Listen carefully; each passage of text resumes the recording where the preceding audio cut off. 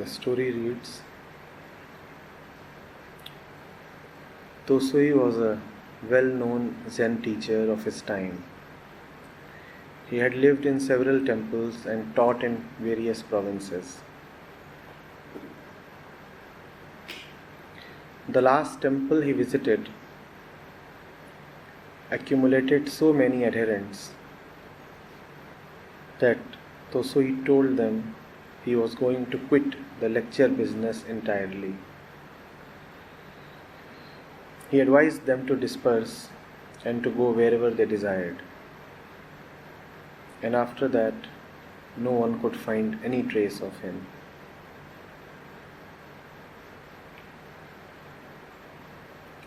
Three years later, one of his disciples discovered him living with some beggars under a bridge in Kyoto. He at once implored Tossui to teach him. If you can do as I do for even a couple of days, I might, Tossui replied.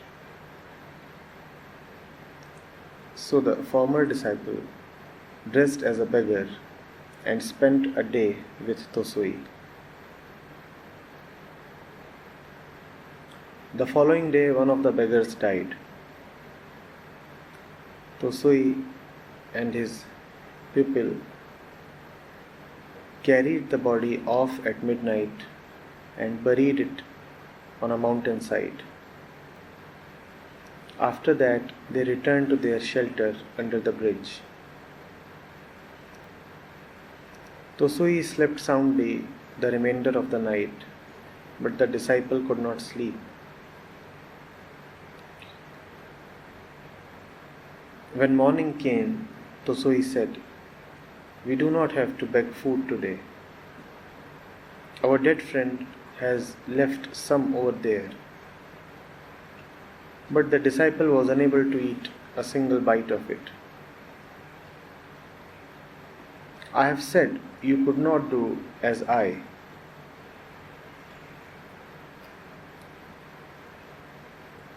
Concluded Tossui, "Get out of here and do not bother me again."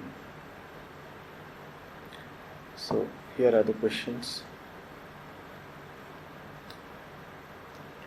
Question 1 comes from Parmeshwari, who has reached Qatar now. She says, "Dear Acharya Ji, Pranam. As I was reading the story, Zen in a beggar's life, I remembered the day when I disguised as a beggar and begged in the streets of Bangalore one day as a part of our program. It was a wonderful experience to me. I had no money, wore dirty clothes, removed even my Mangal Sutra, and acted as a handicap, had open palms, looked into the eyes of people begging for paisa, street to street. First I felt fearlessness being a beggar. I could just lie on the platform. Such a great freedom. Second, poor people were very kind to me. They offered more than ₹10. But the people inside luxury cars shooed me away. And I had thought of having some guava juice. Soon my wish was fulfilled. I could not understand what happened that day fully. Why I felt so happy to be a beggar. Evening, I became the same person, caught up again in the same routine, wondering what is real and what is the disguise. Please throw some light on this, Acharyaji. Also, what made me joyful? Was I joyful because I was a beggar, or because I knew that I was not a beggar? Thank you, Parmeshwari.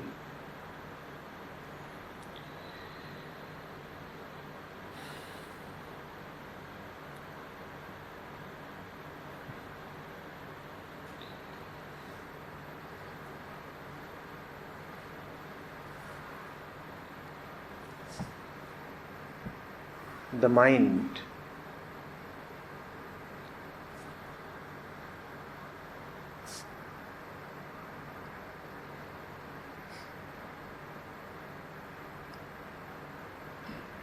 is a good actor.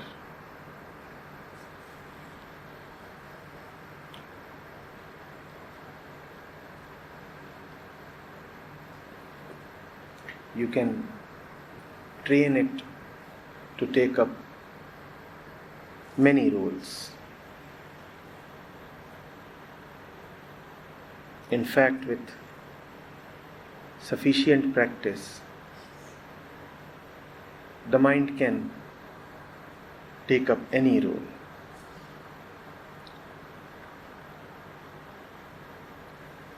Sometimes even practice is not needed. Incentive is enough. Incentivize the mind enough and it will accept any role, any job.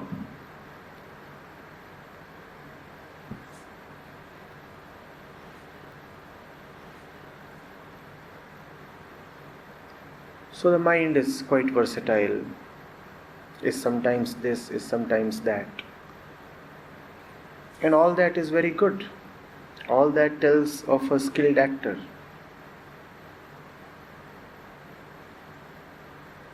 The trouble is, the actor starts having such fondness for the role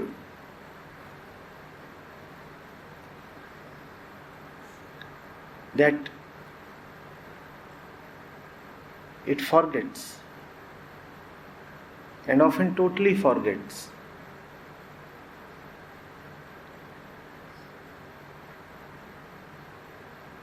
that a role is just a role.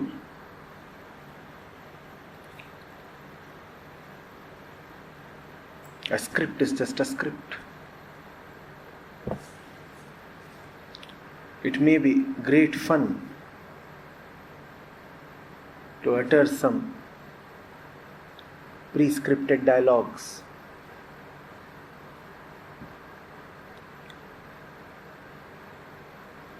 But those dialogues are just that, pre-scripted happenings.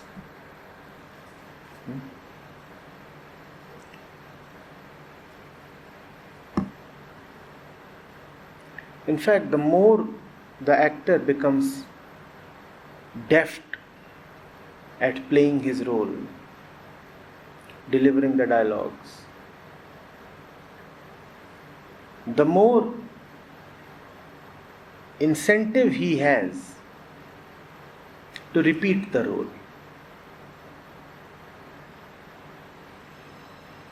Have you not seen that happen with film actors?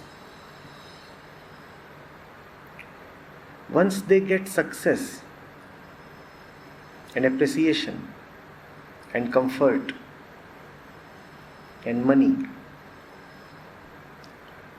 doing a particular kind of role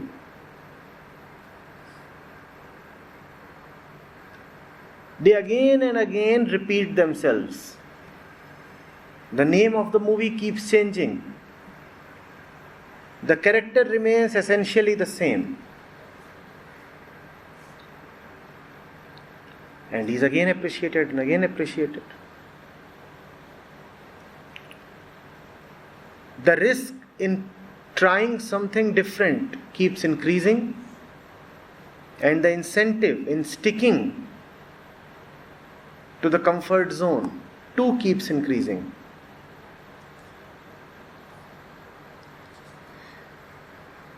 Eventually, as we had just said, the actor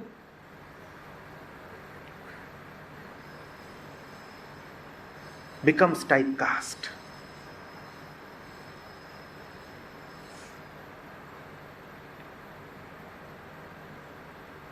The actor becomes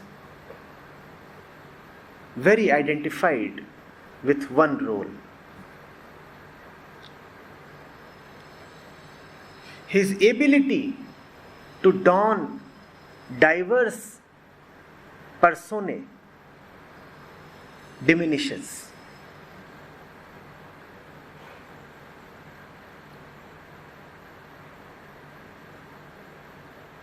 And these two losses happen parallelly. The more you forget the non-actor behind the actor, the more limited you will become even as an actor.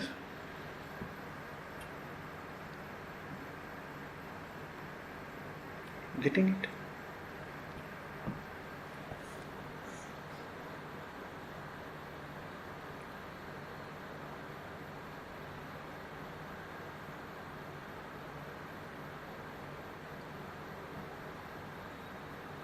So you roam about as a beggar one day.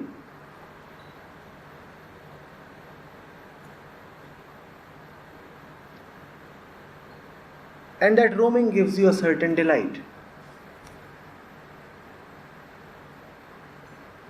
a certain sense of freedom.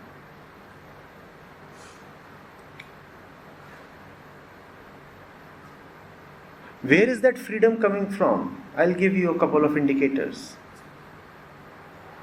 Does that freedom remain with you even when you are playing other roles? That is the first indicator. If the freedom is real, then it would be consistently present behind the limitations of all diverse, multiple, different roles. One particular role cannot provide you freedom. No role can give you freedom because every role is in itself essentially a limitation. How can a limitation lead you to freedom? That is the first thing. Second thing,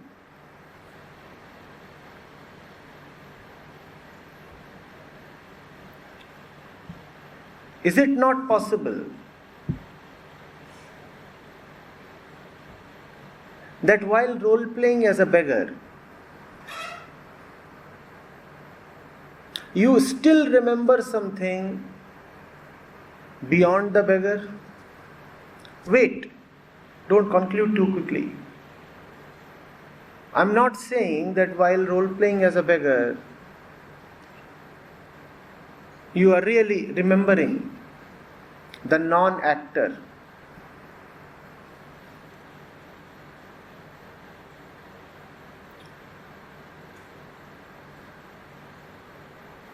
It might be a role behind a role that you are remembering. And the role behind the role might be comfortable to you, and therefore you are facing no problems in enacting the most superficial role. You have read in the old stories how kings would go out at night, disguised sometimes as a soldier, sometimes as a beggar, sometimes as an ascetic.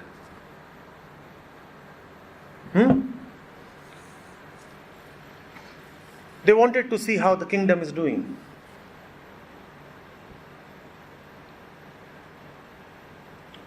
Now, even if the king is dressed up as a pauper,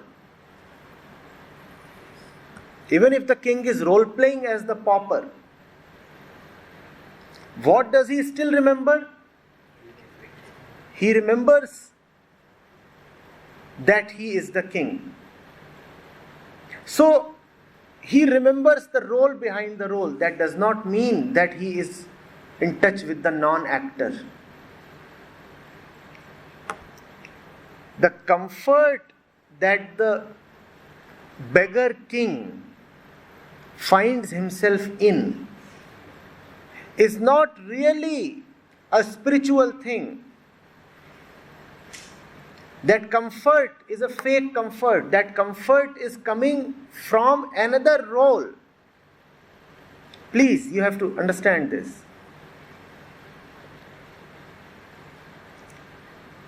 There is a mind that is role-playing,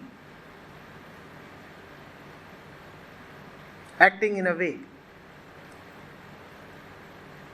but is very, very peaceful, because even while it is acting, it is established in the non-actor. That is one situation. Another situation is that the actor, even while role-playing, remembers another more primary role, and that primary role is comfortable.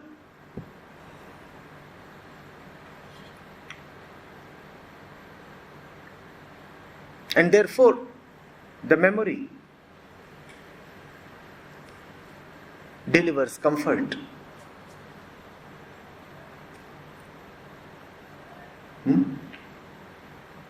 The king is dressed up as a beggar in rags. It's a cold night. But he won't be too bothered. Why? Because he remembers the comforts of the palace. And what does the king tell himself? These rags are unreal. My palace is real. The king is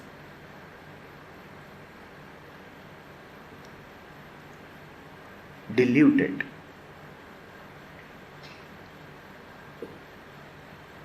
Yes, it is true that the persona that you have donned right now is unreal. You are just acting. But if the pauper's hut is unreal, your palace is equally unreal.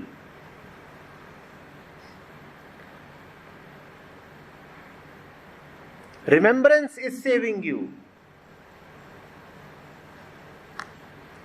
But unfortunately for you, it is a false remembrance that is somehow providing you comfort at this time. And that which is false cannot provide you comfort for long.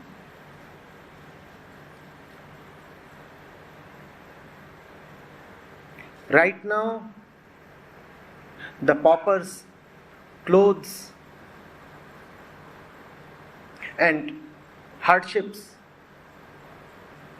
and rags might be bothering you a little, and you immediately seek solace in your palace, the memory of the palace. But there would come a day, probably the day has already come, when the palace itself would bother you. Where would you go to seek refuge then? Therefore, to seek refuge in one role against another role is terrible self-delusion. And that is what man usually does. When one role bothers you, then you flip to another one. If you can't flip to another one, then you just try to recall or fantasize or go into memories. And if you have little memories, then you blow them up. You create a fantastic story for yourself. That's what we do.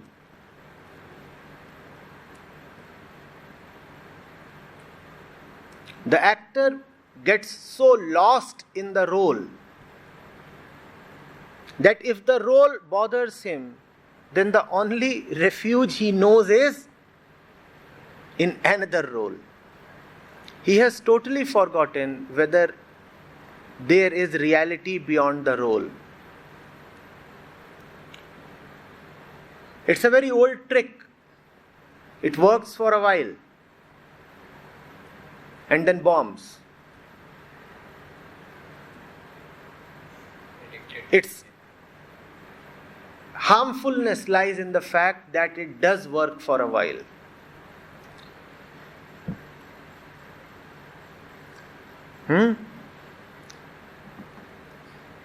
Husband and wife fight.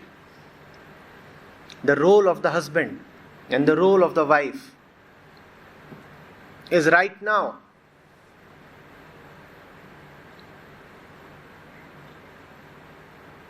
full of pain for the respective actors.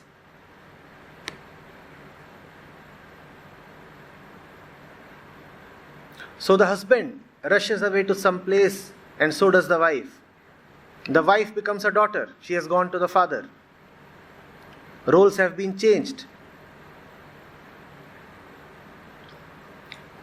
The husband becomes a buddy. He has gone off to his friends.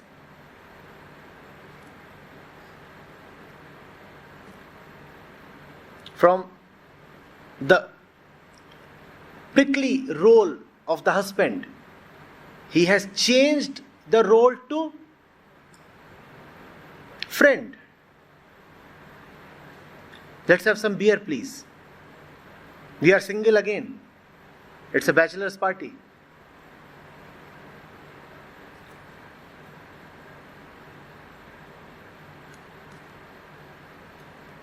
And for a while, the wife is forgotten. For a while, the quarrel is forgotten. And the wife has gone off to her father. And there,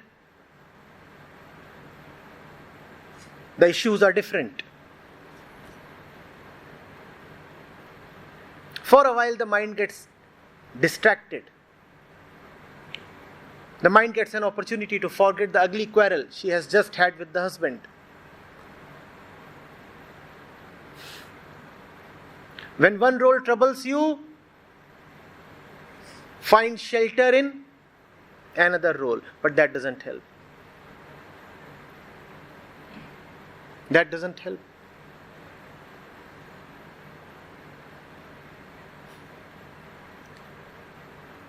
Are you getting it? No role can give you the real thing. If you really have the real thing, then it will continue behind and despite all and any roles.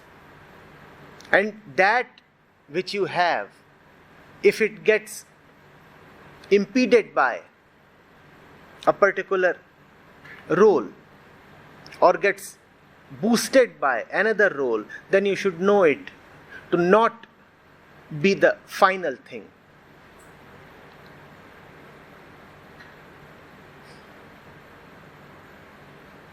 Are you getting it? That was the difference between the master and the disciple. Tosui's Zen is complete.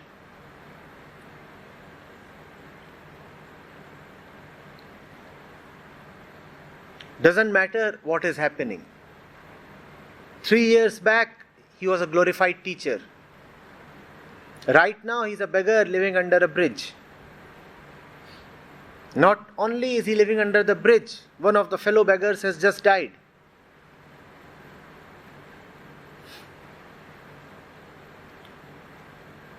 But how does it matter? He was peaceful when he was the teacher. He was peaceful when he was the beggar, and he is peaceful even when somebody has died in the vicinity.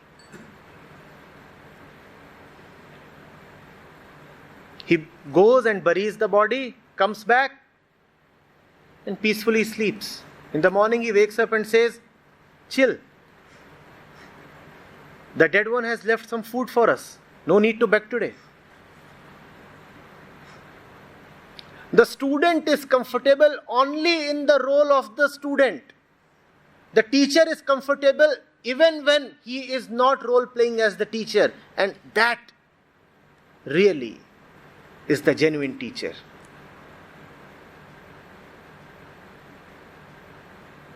Are you getting it?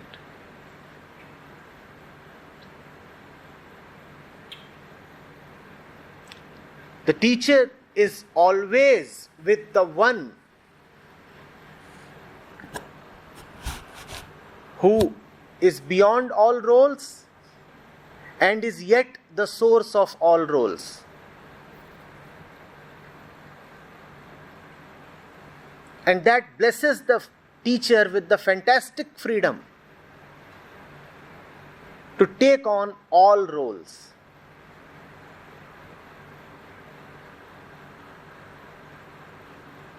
The teacher remains a teacher even when he is a beggar.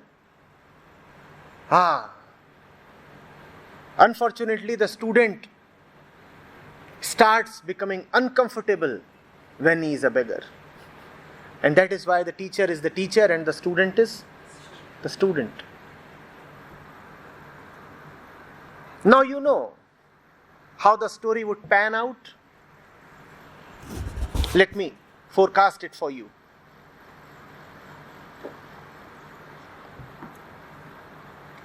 With some food, of course. Because the student is comfortable only in the role of the student, therefore, by way of reciprocal duality, the student expects the teacher to be comfortable only as a teacher. The student says, I am good only when I am a student. You turn me into a beggar and I start cringing. In the same way, with the same eye, the student expects that the teacher should always be a teacher. And if the teacher circumstantially has to become something else, then the teacher should not be well adjusted to the other role. When the student would find that the teacher is doing equally well in other roles as well, then the student is liable to declare the teacher as a false teacher.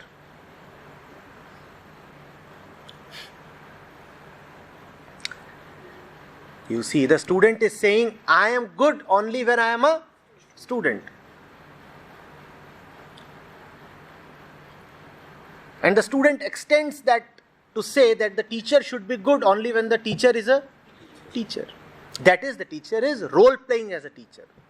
Now, if the teacher happens to be role playing as something else, then the student gets disturbed. What the hell? He's fake. He should always be a teacher. What is he doing on the dance floor? What is he doing with the mop and the broom?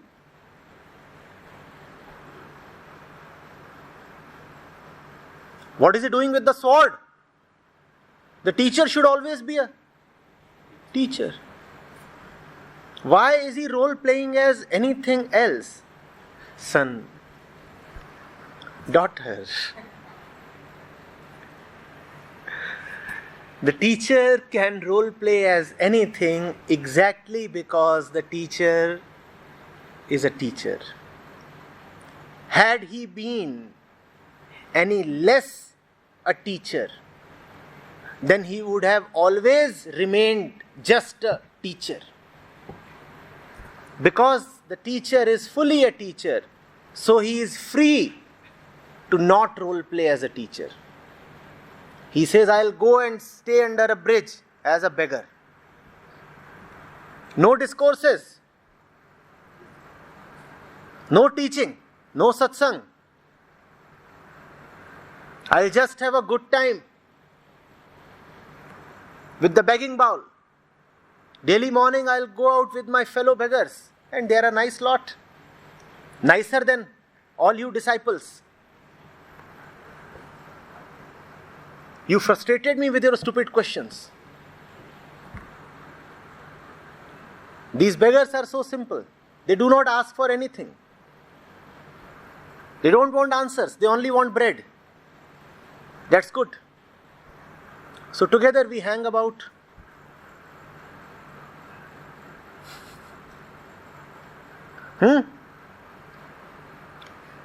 Brothers with bowls. And we get some food. And we eat it. And I'm cool. These guys are so dear to me. And one day when one of the dear ones died, I'm still cool. He has left behind some food for me. Is that not sweet? And the student is shivering. He's saying, what kind of tragicomedy is this? First of all, this fellow who was revered by hundreds and thousands, who teach in several cities and several temples, has now discarded everything. And probably he has been left with no sense, no compassion either.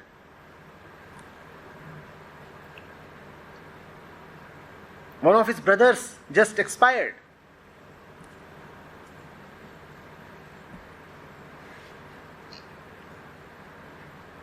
Neither does he teach anything, nor does he offer condolences. Where is the sensitivity? Look how hard he is snoring. The entire bridge is shaking.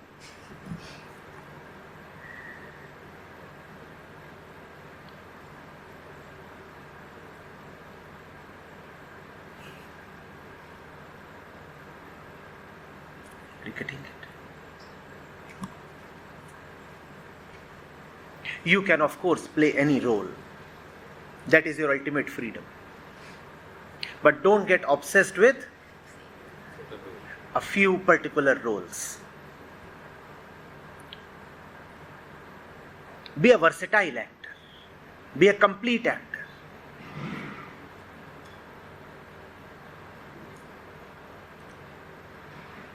Don't just redo yourself over and over again and again.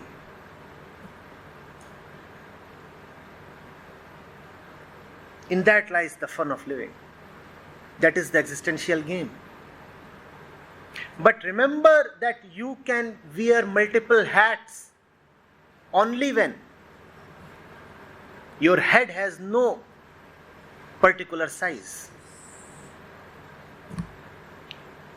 And only when your head has no particular liking or disliking.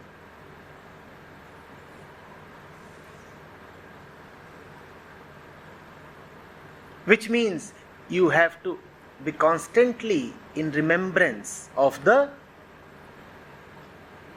non-actor, the akarta. I remember the one who sits within here in the cave and just relaxes and does nothing. And blessed by him, I can do this, and equally I can do that. If I'm not blessed by him, then I'll do just this.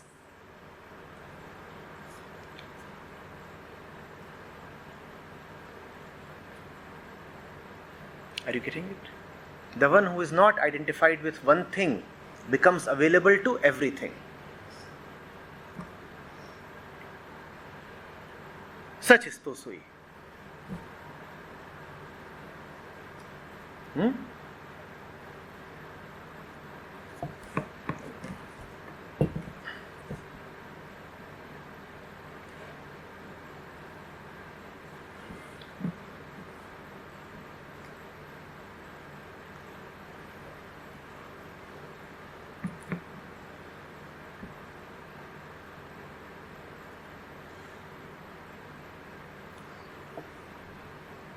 Alok Bhute is here, and he is saying, Pradham Acharyaji, my question is from the Koan Zen in A Beggar's Life. This story caught my attention while reading. I feel the seeker was not really committed to go till the end. He felt he could do it, but when actually the time came, his conditioned habits, his bodily needs got the better of him. Acharyaji, in a real thirst, do your conditioned habits really matter? I just feel the pupil was not 100% sold out to attain the truth. If he were, then despite the bodily pain and suffering, he would have survived easily. What did the student really lack that the master had to drive him away? Kindly explain this riddle. Ever grateful for the light. Alok Bhute, USA.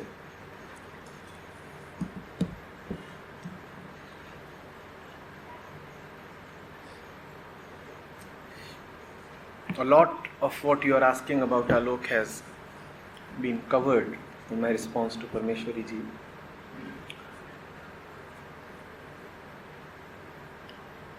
But you have specifically touched upon the incompetency or the inaptitude of the seeker.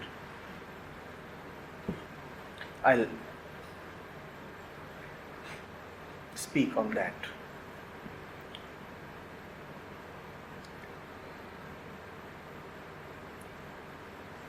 If you want to be harsh, then you can call the seeker's situation, his mindset, his attitude, his conduct as his incompetence or failure or limitation. But that is, I would say, a little harsh. You have to see what is actually going on. If you can see what is going on in the disciple's mind, in the disciple's life, probably you would be able to understand yourself and the world a little better.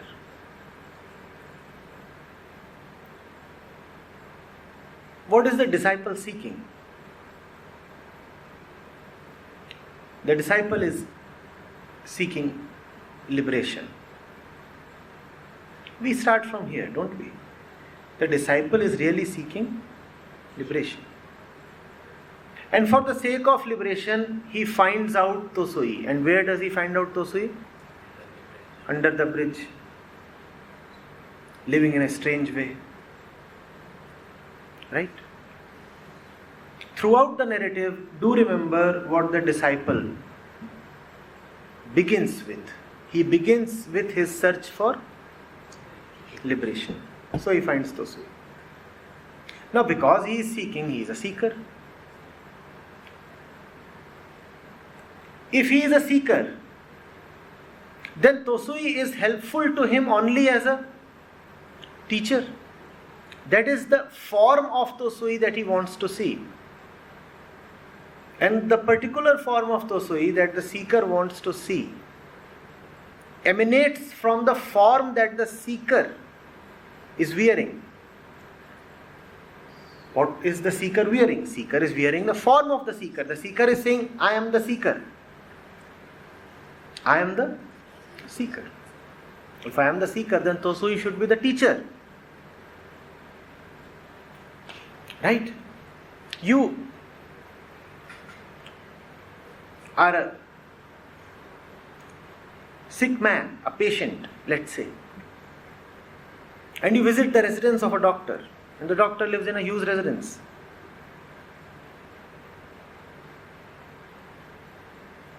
And early morning you come to him, and the entire night you have been sleepless due to pain.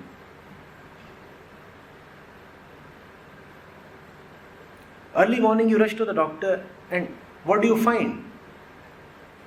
The doctor is not in his usual medical attire. There are no instruments.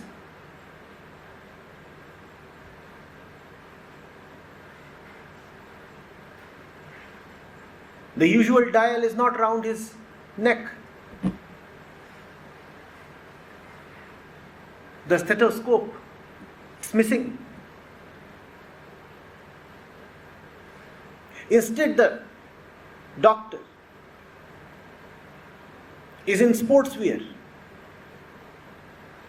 and he's playing badminton.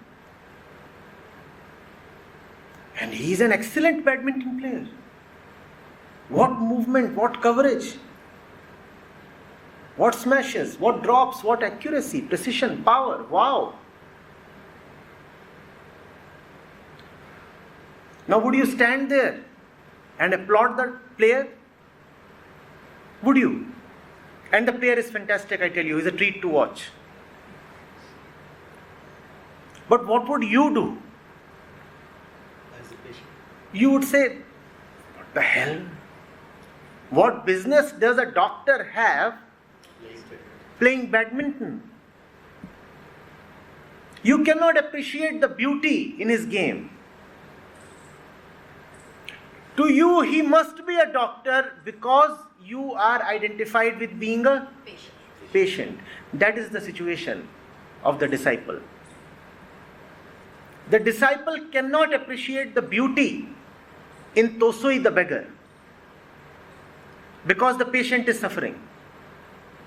The drop shot is delectable. Wow! The patient should have actually rushed to the doctor and offered his hand for the palm for an autograph. He's as good a badminton player as he is a doctor. But all that doesn't matter. Right now there is just so much pain in the body. The patient doesn't want to admit the player.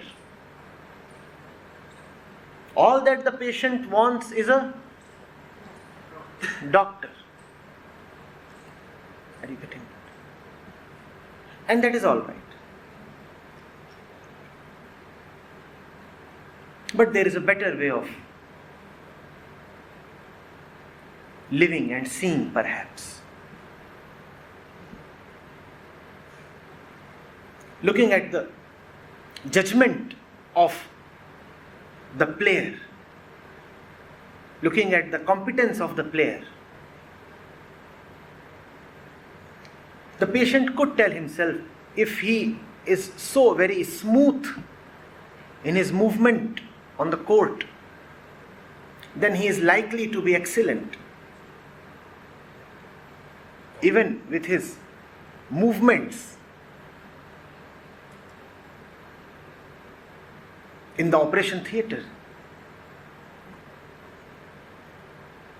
If nothing else, the patient could tell himself, I am with a wonderful person.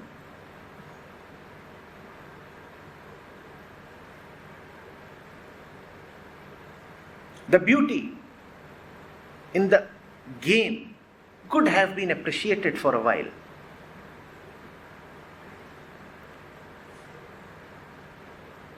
Are you getting it?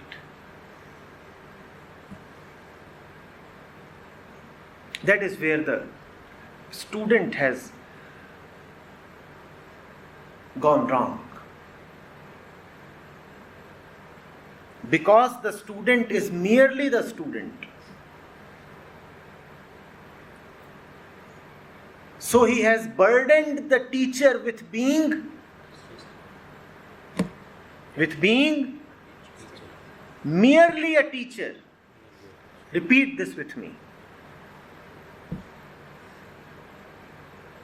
And it goes to the credit of the student that he is merely a student. What did the student start with? The search for liberation. And because he is very devoted to liberation, so he says all other identities are off. Now onwards, I will remain merely a student, a seeker.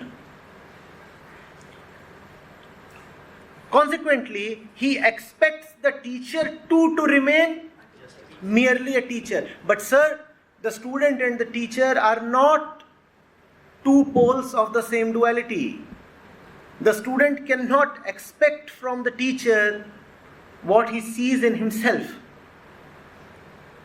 The student cannot judge the teacher on his own standards. It befits the student to be merely a student. But the student has no right to impose the same expectation, the same condition on the teacher as well. It would backfire. The student would miss.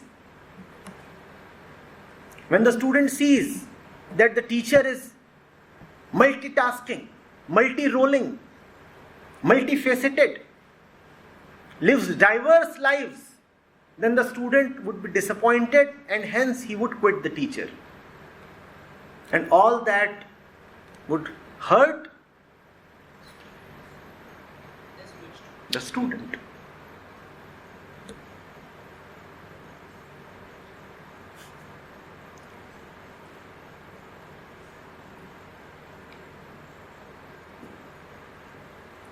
So it is great. I said, let's not be harsh on the disciple. It's great that the disciple is a committed disciple. See how he traced Tosui out.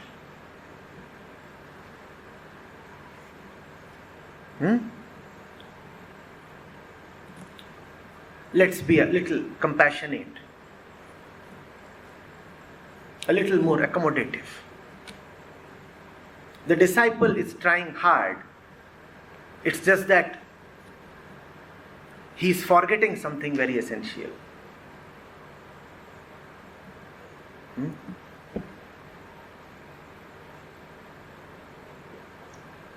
And that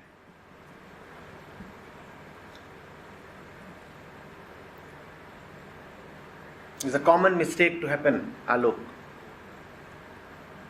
You are so committed to liberation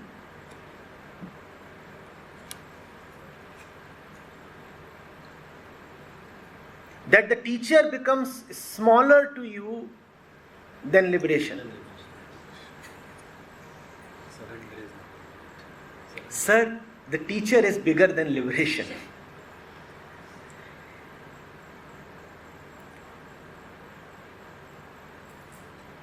Are you getting it? In the entire movement towards liberation, the student does not count, the process does not count, the movement does not count. It is the teacher that is central.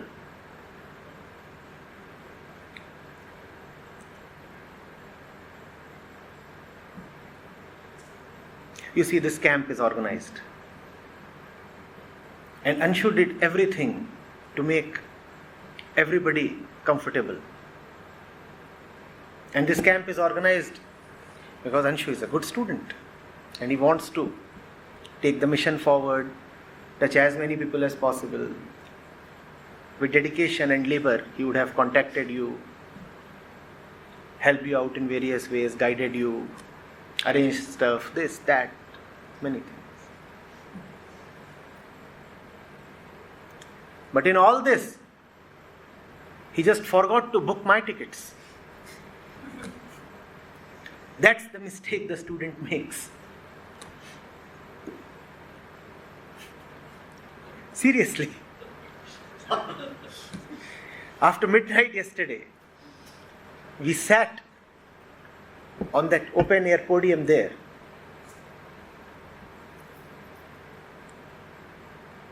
And I instructed him to get the tickets done. And they are all waitlisted. Everything was done. All was remembered except the teacher. But again, I would say don't be harsh. He's a committed student. It is in the process of liberation that he has started giving more weightage to the process and lesser weightage to the teacher. And that is a cardinal mistake, sir.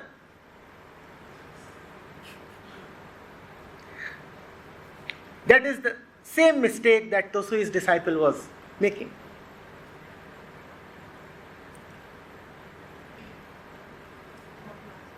Here the what the teacher should do. जैसे अंशु जी से हो गई, तो what the role of the teacher? I did what I had to. You not do.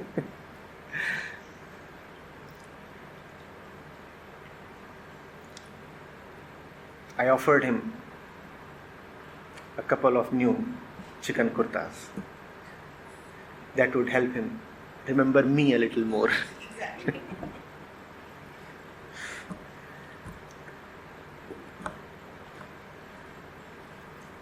Do you see this?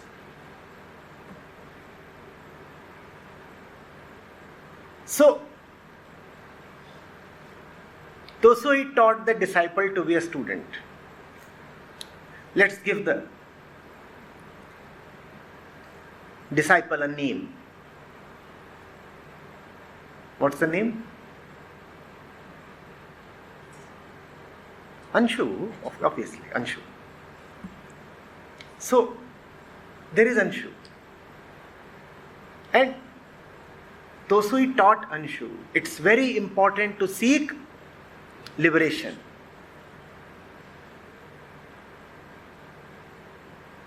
And if liberation is important, then an ecosystem is created, right, by the teacher himself, in which the whole process, the whole activity, the whole work can happen. We were talking of the work yesterday, right? And the teacher tells the student, be extremely committed to the ecosystem. Follow the processes regularly. Be very rigorous with adherence to discipline. And the student says, yes. And the student then remembers everything. All the roles that have been told to him are remembered. And who is often forgotten? The teacher is forgotten.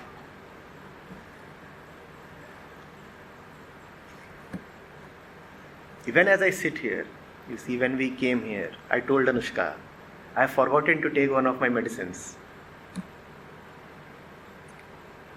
And she is doing a brilliant job of providing this session to so many seekers across the world. Right now we are connected with, I suppose, 3 or 4 nationalities, right? Maybe more than that. So this is going across the globe. And she is doing a very good job. The questions have come to me and they are nicely structured, and I can just go through them and do these things. But just one thing Shri forgot. And what was that? The teacher needs his medicine. Everything is remembered. The central one is forgotten. And that happens very regularly. And you cannot be harsh. Because even when that is happening, you have to remember that that is coming from the commitment of the student towards the process. It's just that the student is not yet ripe enough, not yet mature enough, and more importantly, not yet loving enough to remember the central thing. Discipline is there. Love is a little,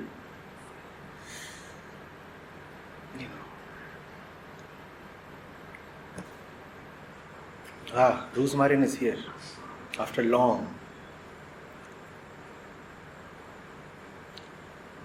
Dear Acharya ji, Zen masters seem to be extreme, as in the koan, Zen in a Beggar's Life. The master is laying the bar very high for his former disciple. The disciple fails to meet it. It looks to me that if he would have met the bar, there would not have been anything left to teach him anyway. A story like this would chase away many a seeker from getting closer to a Zen master. Surely each tradition has its own style, and so do masters. Would you please talk on the thin line of teaching the student the maximum while not losing the student. I'm asking this in the backdrop of how to deal with a kid unyielding to come close to you, and to what extent I would ply myself as some sort of bridge to serve this purpose. I'm not so sure on what is the right thing to do. At this point, the kid and me are facing two different directions. Thank you for picking this up. Milind from the Netherlands.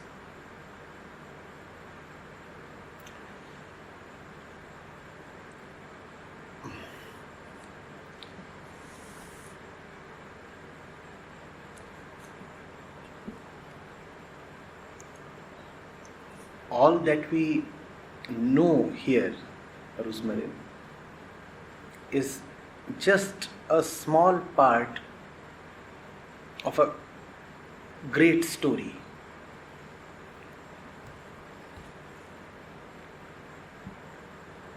It's not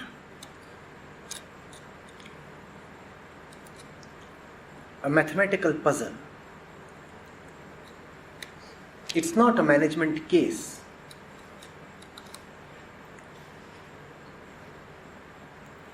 It's not a marketing problem. It's not an expedition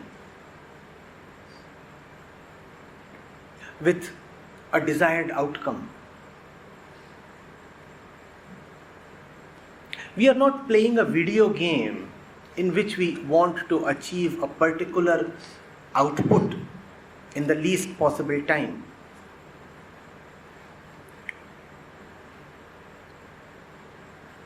Are you getting it? The teacher-student story is essentially mystical. The entire existence is the cast. Everybody is participating, and it's a never-ending story.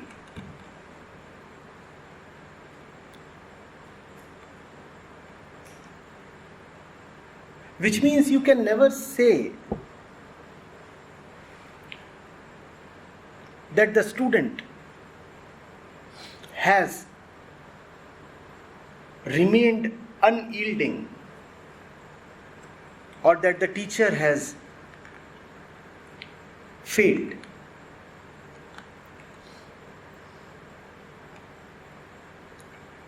How do you know that the teacher has really failed? Has the story ended? What you have seen is round one.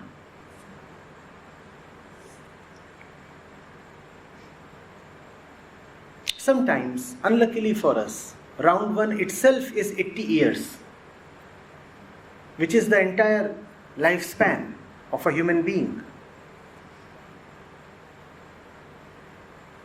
So you look at round one and want to conclude.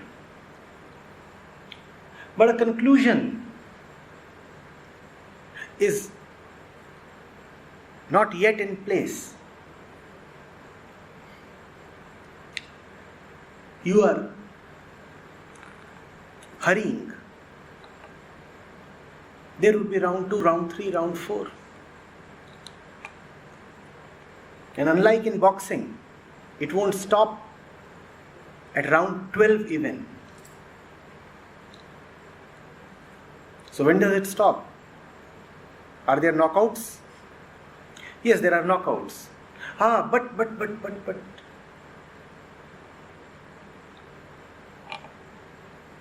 Unlike in boxing, the game doesn't even stop at knockouts.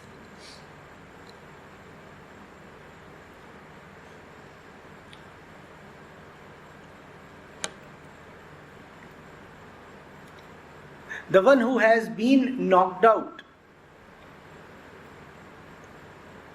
becomes one with the other player, the player you call as the master. and a new opponent steps into the ring.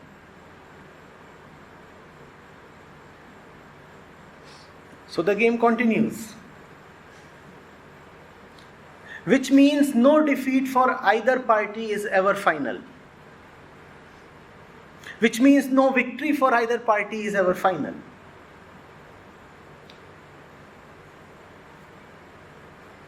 Are you getting it?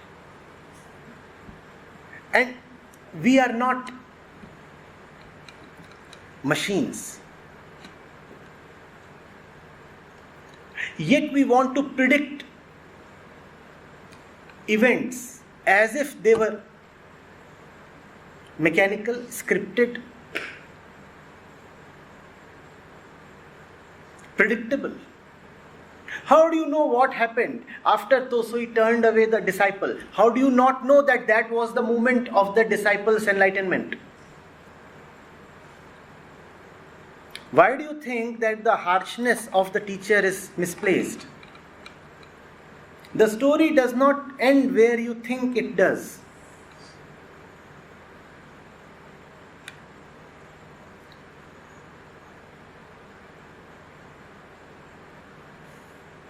The story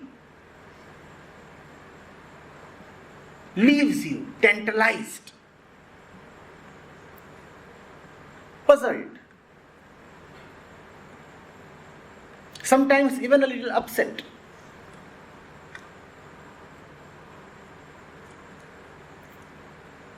And you are upset because you are predicting.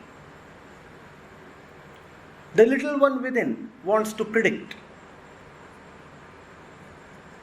The little one within thinks that actions have regulated outcomes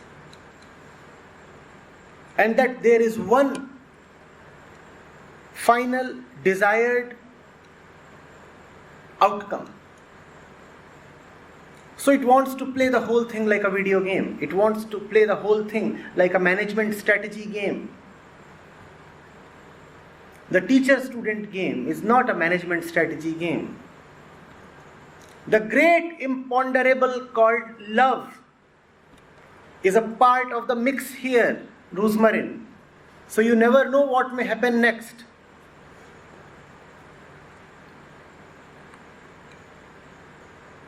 You may keep entreating your beloved for 10 years and you may find that he doesn't look at you. You may keep persuading gently and you may find that he doesn't understand. You may keep teaching, you may keep repeating, and nothing happens.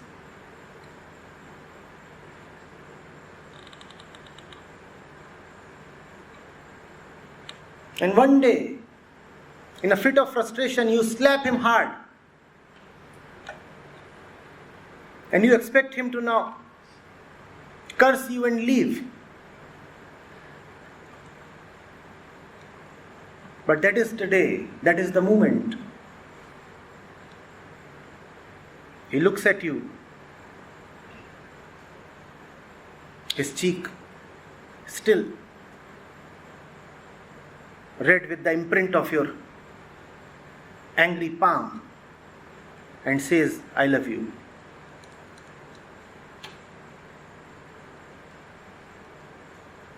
The ways of love are very, very crazy.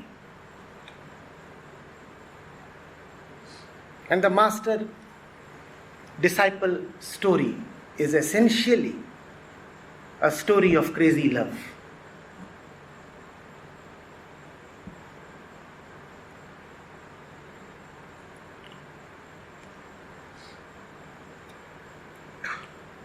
If you are someone who knows what your beloved likes in you, then you do not know any love.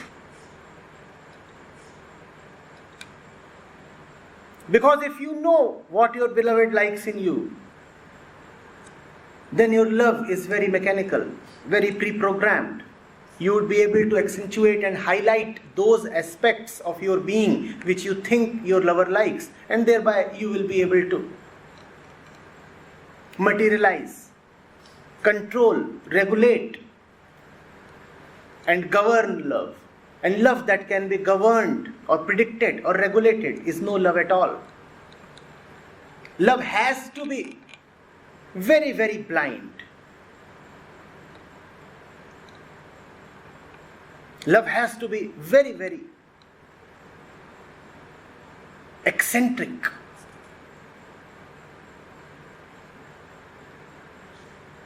Incomprehensible.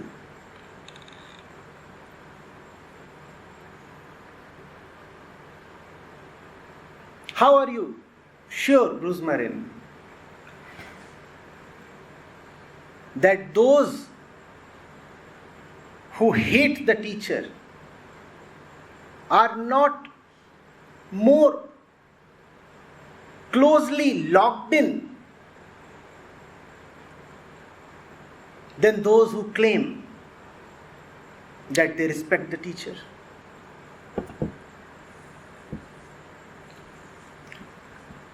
How do you know that hatred is itself not an expression of love?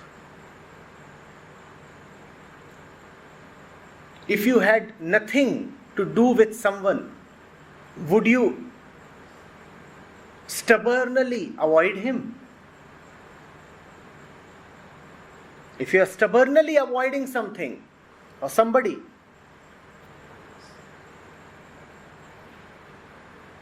isn't the great calamity already striking roots?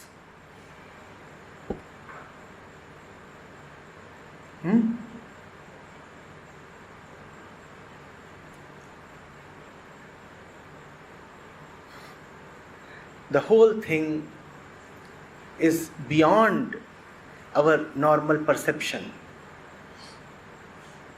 The teacher can teach even in his absence, such is his presence. There are those who learn through the teacher's presence, and there are those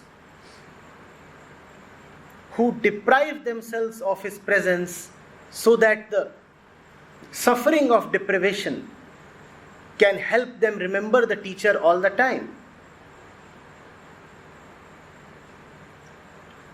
When you have pain in a finger, don't you remember it all the time? Otherwise, you may forget that finger.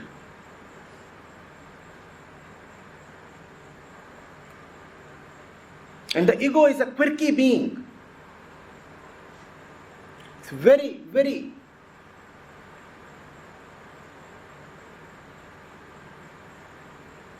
off-center. It won't do anything in a straightforward way. To constantly remember someone, it will choose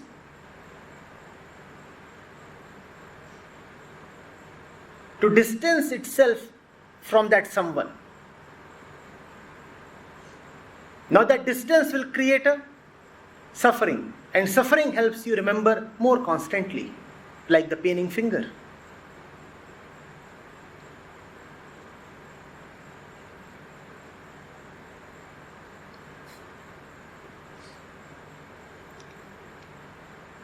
Are you getting it?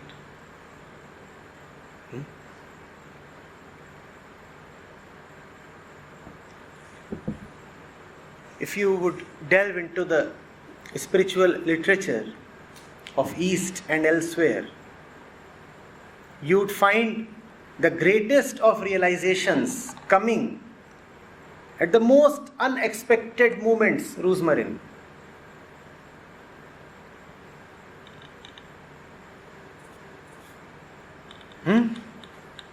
In the middle of the battlefield, the Gita descends. Now, is that a place for a spiritual discourse? Hello?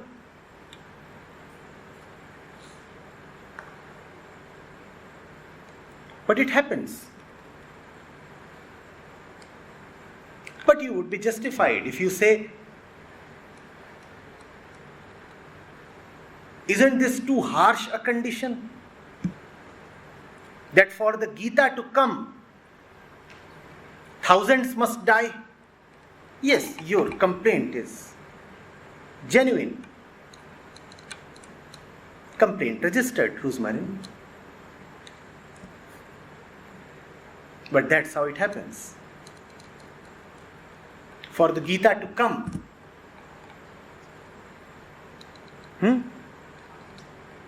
thousands had to die. Had there been no war, there would have been no dilemma for Arjun. And had Arjun not been in a dilemma, not torn within, not in a quandary,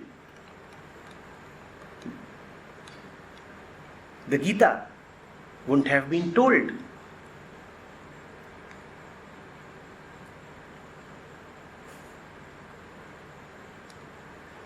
And Gita then requires not merely an Arjun, but also a Duryodhan. Tell me, would there be Gita without Duryodhan? So please, have some patience. The Duryodhans of the world are playing a very, very important role in the cosmic drama. Without them, there would be no Gita.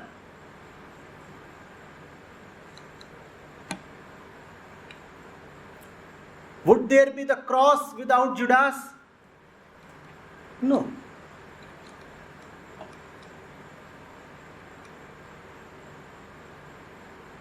Judas is needed. I have often said Judas is a most ardent disciple. Don't malign him. Without him, not much can happen. Not much could have happened.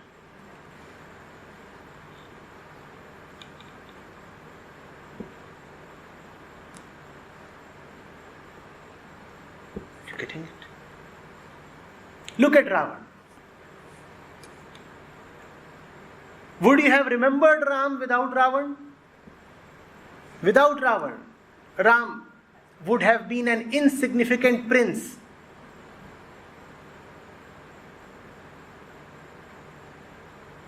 Went to the jungle, came back. Full stop. Till 20 years back, every villager in India used to do that. Ravan immortalized Ram. Otherwise, it would have been a pleasant story, but not an immortal story.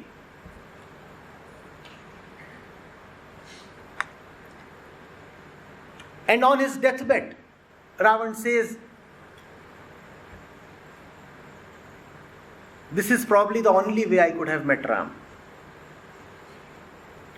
This is probably the only way I could have gained my liberation through him. My ego is such that it wouldn't have allowed me to directly prostrate to him.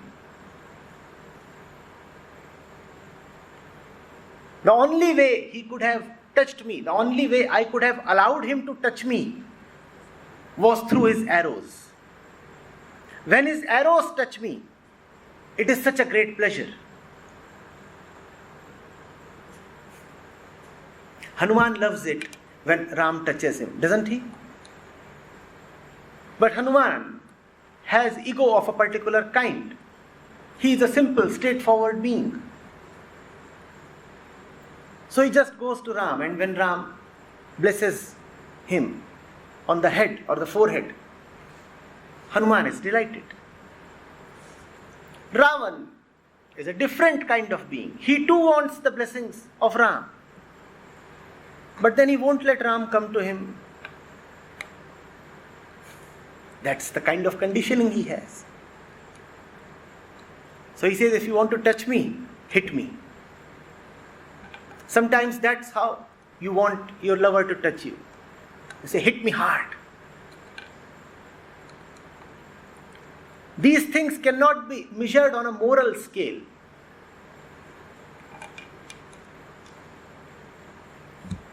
Ram's arrows piercing Ravan's heart.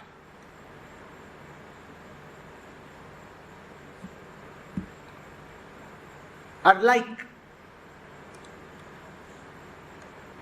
the eyes of the deity piercing the heart of the devoted.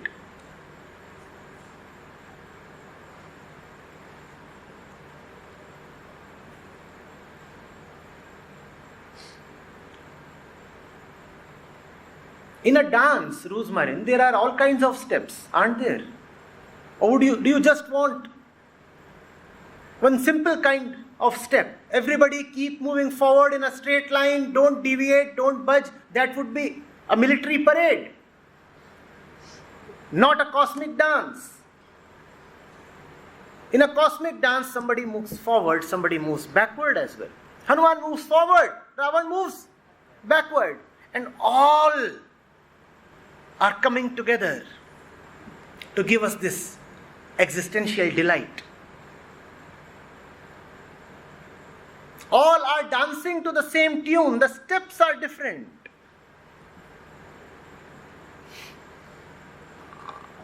There are some in front when the dance begins. After a while you discover that they have gone to the background. And those who were at the back have now come to the fore. We said it's a long game, never ending. Somebody is here, somebody is there. Sometimes people disappear from the stage. New dancers join in. And if you watch long enough, you find that the entire team gets changed after a while. New faces, new steps. Yet the dance remains the same. Not the same in terms of the kind of steps. The same in the sense of dancing. The dancing continues.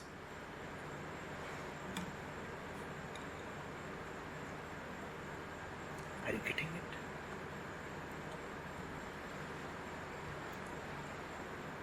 So watch the whole thing with wonder. Don't look at it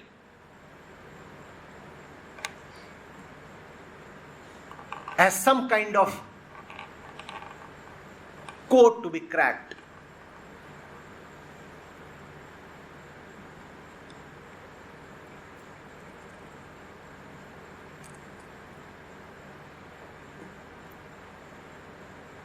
Don't look at it as some kind of destination to be reached.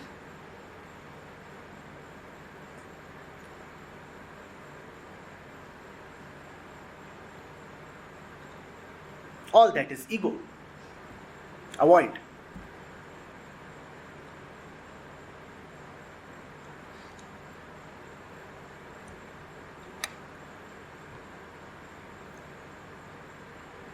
Try what you perceive to be the best. And be open for any kinds of results. When the results come, look skywards and say, only you know what you are doing.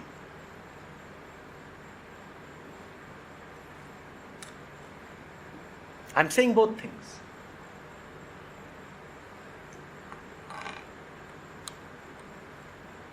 At your end, you should do what in your perception and understanding is the best thing to do. Please do that with all your power. Because that's the best you can do. And the best that you can do must be done by you. Please proceed. But if the results are unfavorable, do not take that as a defeat. We never know. We never know what is really going on. So when you fail, or when things unexpected happen, or even when things happen expectedly, Never forget to tilt this head a little upwards and say, only you know what you are doing.